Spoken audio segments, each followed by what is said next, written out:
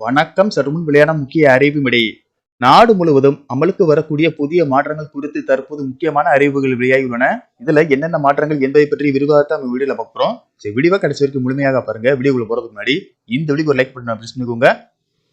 இப்போ அந்த சேனலுக்கு ஃபர்ஸ்ட் டைம் வரீங்கன்னா சப்ஸ்கிரைப் பட்டனை பிரஸ் பண்ணிக்கோங்க. கூடவே பெல் ஐகான் பிரஸ் பண்ணிக்கோங்க. வாங்க வீடியோக்குள்ள போகலாம். நிதியமைச்சர் நிர்மலா சீதாராமன் தாக்கல் செய்துள்ள 2026-27 நிதியாண்டுக்கான நிதிநிலை அறிக்கை பொருளாதார ஊக்குவிப்புக்கு முக்கியத்துவம் அளிப்பதால் நடுத்தர மக்களின் மீதான பாரத்தை குறைக்கும் விதத்தில் அமைந்துள்ளதாக பொருளாதார நிபுணர்களில் ஒரு சாரார் தெரிவிக்கின்றனர். வரி குறைக்கப்பட்டுள்ளதால் கீழ்காணும் பொருட்களின் விலை குறையும் என்றும் அவர்கள் தெரிவிக்கின்றனர்.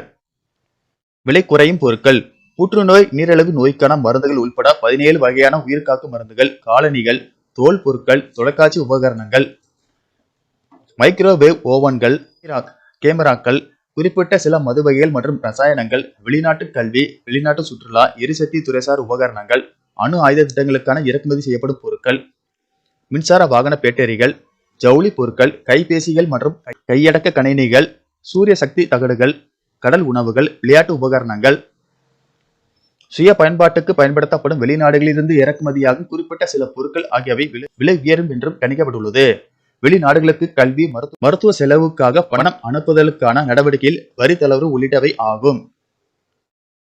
விலை உயரும் பொருட்கள்: நிலக்கரி, காஃபி மற்றும் காஃபி வழங்கும் இயந்திரங்கள், புதிய செஸ் வரி விதிப்பால் வெளிநாடுகளில் இருந்து இறக்குமதியாகும் குறிப்பிட்ட சில வகை மதுபானங்கள் மற்றும் சிகரெட்டுகள், பான் மசாலா, பிற புகையிலை பொருட்கள், வீடியோ கேம்ஸ் தயாரிப்பு பாகங்கள், வெளிநாடுகளில் இருந்து இறக்குமதியாகும் விலங்குகள், பறவைகள், உரங்கள், குடை, ஏடிஎம் இயந்திரங்கள் மற்றும் அவற்றின் உபகரணங்கள், ஒளிபரப்பு துறைக்கான உபகரணங்கள் ஆகும். நன்றி, வணக்கம்.